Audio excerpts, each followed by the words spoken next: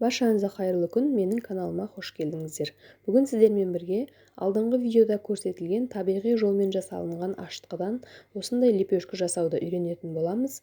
Видеом пайдалы болады деген ойдамын. Мені жоғалтып алмас үшін каналыма жазылып қойыңыздар. Және видеомды соңына дейін қараңыздар.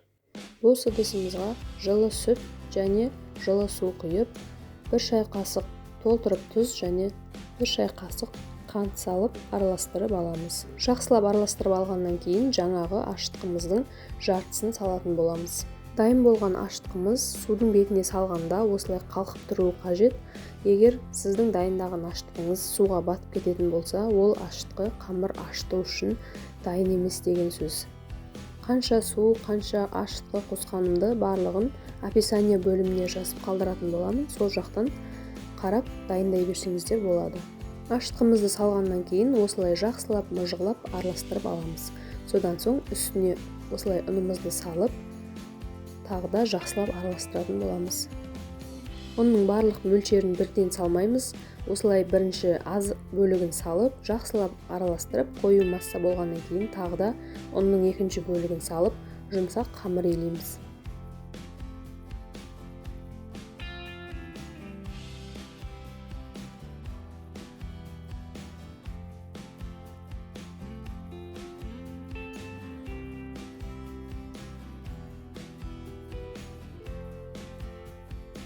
Осылай жұп-жұмсақ қамыр илеп аламыз және осы қамырымыздың бетін жауып 1,5 сағатқа көтерілуге қалдырамыз. 1,5 сағат өткеннен кейін қамырымыздың кішкене көтерілгенін байқаймыз. Бұл қамырмен бірден нан жаппаймыз. Үстіне 2 ас қасық сұйық май құйып, осылай қайтарып қоятын боламыз. Қамырдың үстінен жұдырықпен баспаймыз. Видеода көрсетілгендей етіп созып, жеңіл қимылдармен басып қоямыз. Егер қамырымызды жұдырықпен басып тастайтын болсақ, нанымыз піскенде көтерілмей қалады.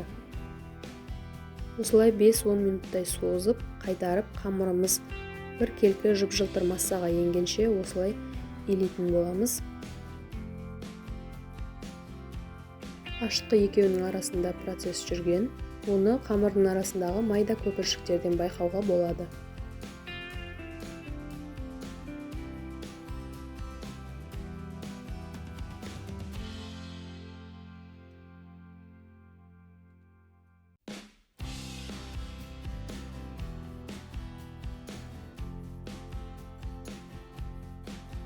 Қамырымызды осылай 5-10 минутта илеп болғаннан кейін бетін жауып, жылы жерге 1,5 сағатқа қалдырамыз.